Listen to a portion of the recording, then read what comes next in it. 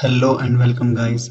आप सभी का एक बार फिर से स्वागत है आपके अपने channel one step up the way of learning में। मैं हूं आपका दोस्त और होस्ट राहुल रावत।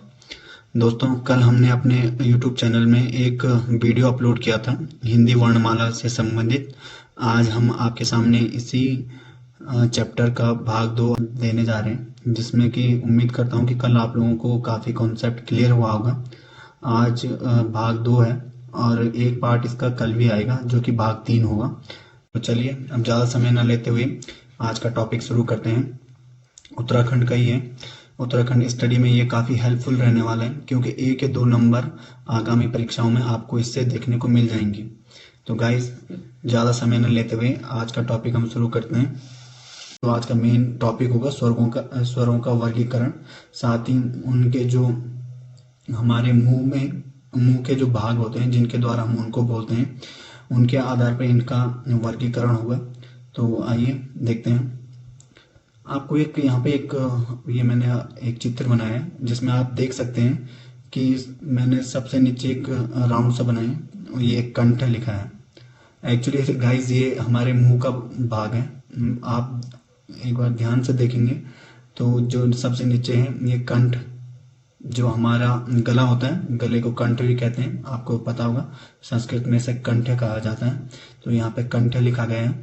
और तालव्य, उससे ऊपरी भाग मूर्धन्य, उससे आगे का भाग दंत, और फिर आगे ओष्ठ।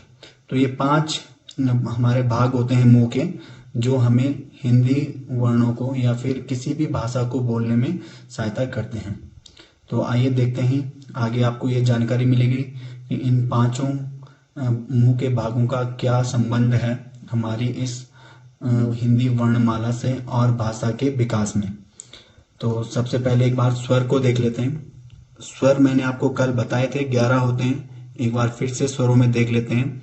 सबसे पहला जो स्वर होता है ये होता है अ, फिर आ, फिर ई, उ, री, ए, ऐ, ओ, औ। तो जैसे कि आपको पहले भी बता चुका हूँ, मानक हिंदी में स्वरों की जो संख्या होती है वो 11 होती है। कहीं कहीं पे आपको अंग आह 13 भी मिलेगी और कहीं कहीं पे आपको 10 भी मिलेगी। तो आपको इन दोनों पे जाना नहीं है, क्योंकि अंग आह को लगा के 13 होते हैं और री को हटा के 10 होते हैं। लेकिन जब आप एग्जाम हॉल में बैठेंगे और आपके पास यदि कोई ऐसा क्वेश्चन आता है तो आपको 11 पे टिक करके आना है।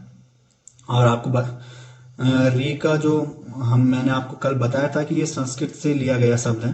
तो इसका ज्यादातर जो प्रयोग होता है वो संस्कृत के शब्दों में ही किया जाता है। जैसे आप ऋतु लिखेंगे तो ऋतु में री का प्रयोग किया जाता है। ऋषि लिखेंगे, ऋषि में री का प्रयोग होता है। ये एक तत्सम शब्द है। तो डायरेक्ट क्वेश्चन ये भी बन सकता है। आपको 4 स्वर दिए होंगे अ, आ, ई और री। इसमें से आपको पूछा जाएगा कि तत्सम, इनमें से तत्सम स्वर कौन सा है। तो आपको री पे टिक लगा के आना है। हिंदी वर्णमाला में हमने देखा है कि स्वरों की संख्या तो होती है 13, लेकिन आप इसमें 13 होती है लिखने के आधार पर मूल हिंदी भाषा में जो हमारे स्वर होते हैं यह होते हैं 11। तो अगर जो हमें कभी पूछा जाए कि हिंदी वर्णमाला में मात्राओं की संख्या कितनी होती है, तो आपको ध्यान रखना है इनकी मात्रा 10 होती है। जो मात्राएं होती हैं, मात्राएं 10 होती हैं, क्योंकि आप कभी भी देखेंगे अ की कोई मात्रा नहीं होती। आप अगर जो कहीं पे देखेंगे क लिखेंगे तो क में उसी में इनबिल्ड होता है, अंदर वाला में मात्राओं की संख्या 10 होती है। तो आप इस चीज को ध्यान रखेंगे। जब एग्जाम हॉल में जाएंगे तो क्वेश्चन में आपको घबराना नहीं है। कई बार जल्दबाजी में आप 11 पे टिक मार के आ जाते हैं। तो इसलिए आपको ये एक लाइन यहाँ पे दिखा रहा हूँ कि हिंदी वर्णमाला में मात्राओं की संख्या 10 होती है। तो गाइस, इसके लिए आप आगे अपने नोट भी बना सकते हैं और ध्यान भी रख सकते हैं इसे। तो आइए स्वरों का वर्गीकरण करते हैं। स्वरों का जो वर्गीकरण किया जाता है, इसे हम मूलतः 2 भागों में बांटते हैं। एक होते हैं आपके मूल स्वर, इन्हें हम ह्रस्व स्वर भी कहते हैं। इनकी संख्या हिंदी वर्णमाला में 4 होती है। और ये आपको मैंने जो आप दिख रहा है अभी स्क्रीन पे, अ, ई, उ, री, ये 4 हमारे मूल स्वर हैं। इन्हें ह्रस्व स्वर भी कहा जाता है। दूसरा जो स्वर का रूप होता है ये होता है दीर्घ स्वर। दीर्घ स्वर में आप देखेंगे आ, ई, ऊ, ए, आई, ओ, आओ। कई बार आपको या फिर जैसे कि आप छोटी क्लास में पढ़ते रहेंगे, छोटा ओ बड़ा ओ, तो ये ऐसा नहीं बोलना है। ये इससे हमारी भाषा शैली खराब होती है। बाद में हमें कभी भी हो कि आप देखेंगे कि जब आप बड़ी कक्षाओं में जाते हैं तो वहाँ पे पढ़ने में भी इसका इम्पैक्ट आपको देखने को मिलेगा। तो ये ओ है और बड़ा आओ। आओ बड़ा नहीं कहेंगे, आओ कहेंगे। तो दीर्घ स्वरों की संख्या 7 होती है। एक स्वर और होते हैं पलुत स्वर। पलुत स्वर में आप देखेंगे तो कभी आप संस्कृत में कभी कोई पढ़ेंगे तो उसमें आपको ये देखने को मिलेगा। जैसे मैंने यहाँ पे नीचे ओम लिखा है, तो ओम में आप देखेंगे बीच में एक एस आकृति का बना हुआ है, या फिर दूसरा उससे आगे एक ओम बना है, तो ये भी आपका पलुत स्वर होता है।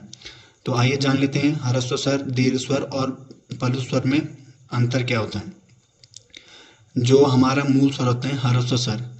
ह्रस्व से आप समझ सकते हैं कि ह्रस्व का मतलब ही है जिनको बोलने में कम समय लगे।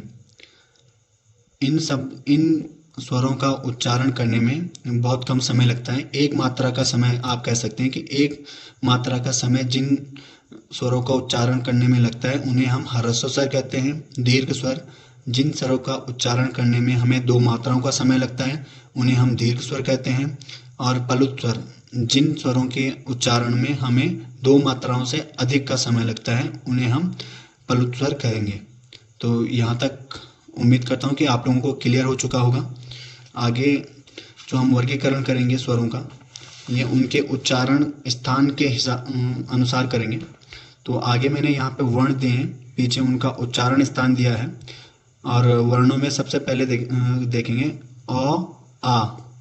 ये जो ध्वनि है ये हमारे कंठ से निकलती है।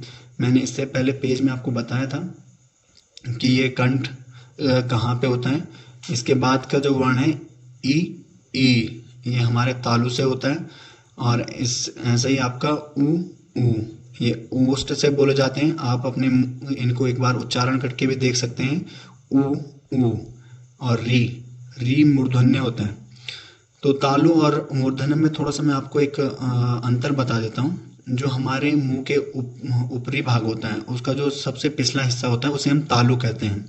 मूर्धन्य या मूर्धाम जो हमारे मुंह का ऊपरी भाग होता है उसका मध्य भाग आपका मूर्धा होता है। तो ऐसे ही आपका ए, आई ये कंठ तालु होते हैं। और ओ, आओ ये कंठ और ओष्ठ, इन्हें कंठोष्ठ भी कहते हैं। और ऊपर आपको ए, आई इनको हम कंठ तालु भी कहते हैं। तो इनमें हम देखते हैं, थोड़ा सा मैं आपको बता देता हूँ। यहाँ पे मैंने मेंशन नहीं किया हुआ है, बट आपको ये ध्यान रखना है कि जो ए, आई ये कंठ तालु इसलिए हैं क्योंकि जब हम ए बनाते हैं तो ये अ और छोटी ई की मात्रा से एक बनता है। और आई जो हमारा बनता है ये अ और ए के संयोग से बनता है। तो इसीलिए ने कंठ तालु। ऐसा ही ओ, आओ जब हम ओ लिखते हैं तो हम इसमें अ धन उ बराबर ओ। तो ऐसे ही जब हम आओ लिखते हैं तो अ धन ओ बराबर आओ। तो ये चीज़ें आपने ध्यान रखनी है। इनको आप देख भी सकते हैं और अपने एक बार उच्चारण भी कर सकते हैं। आगे हम इनका जो वर्गीकरण करते हैं ये करते हैं उच्चारण स्थान के अनुसार स्वरों का वर्गीकरण। तो ये उच्चारण स्थान के अनुसार देखेंगे तो पहले जीभ के अनुसार देखते हैं। जीभ में भी हमारे जो भाग होते हैं 3 होते हैं, अग्र, मध्य और पश्य। इसमें भी हम जीभ के अनुसार अगर जो जीभ के अनुसार इनका वर्गीकरण करते हैं तो अग्र स्वर सबसे पहले आते हैं। अग्र स्वर में आप देखेंगे जीभ का जो पहला आगे का हिस्सा होता है उसे हम अग्र में लेंगे। और इसमें ई, ए, आई ये अग्र भाग में आप देखेंगे तो प्राण वायु जो है वो बिल्कुल आगे की तरफ से टच होके निकलती है। तो इसीलिए हम इसे अग्र स्वर कहते हैं। फिर मध्य स्वर ओ। आप देखेंगे आपके जीभ ऊपर की ओर फोल्ड होगी और जो मध्य भाग होगा वहां से हवा टच होके बाहर आएगी ओ। फिर ऐसे पश्य स्वर आ, ई, ऊ, आओ। तो ये सारे हमारे जीभ के पश्य भाग से निकलते हैं।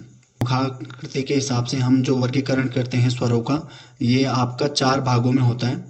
सबसे पहला होता है आपका संवृत, और दूसरा अर्धवृत, तीसरा विवृत, और उसके अलावा आपका अर्धविवृत। तो हम देखेंगे सबसे पहले संवृत। तो संवृत में ई उ, और अर्धवृत में, अर्धसंवृत में ई उ, और विवृत में आ ए ओ, और अर्धविवृत में आ ए उ।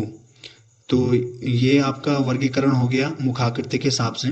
और इसमें आपको मैं एक जानकारी और देना चाहूँगा साथ में कि जो संवृत होते हैं, जब आप देखते हैं कि इसमें हमारा जो मुंह होता है ई उ बोलने में, तो इसमें आप देखेंगे तो मुंह हमारा पूर्ण रूप से बंद होता है। और जब हम अर्ध संवृत की बात करते हैं तो इसमें हमारा मुंह हल्का सा खुला होता है। विवृत में हमारे जो मुंह के होंठ होते हैं दोनों, आप देखेंगे कि वो एक गोल आकृति बनाते हैं। और अब ऐसे ही अर्ध विवृत में आपकी आकृति गोल बनती है, लेकिन उसमें पूरी तरीके से आपके ओष्ठ की आकृति गोल नहीं होती है। तो गाइज, ये था आज का हमारा टॉपिक। आई होप कि आपको ये पसंद आया होगा। और अगर जो इसमें आपको कोई भी संदेह होता है या फिर कोई भी डाउट होता है तो आप मुझे कमेंट करके ये बता सकते हैं। मैं आशा करूँगा कि आप सभी लोग अच्छे होंगे और आपको ये अच्छे से आया होगा। Thank you guys. जय हिंद, जय भारत।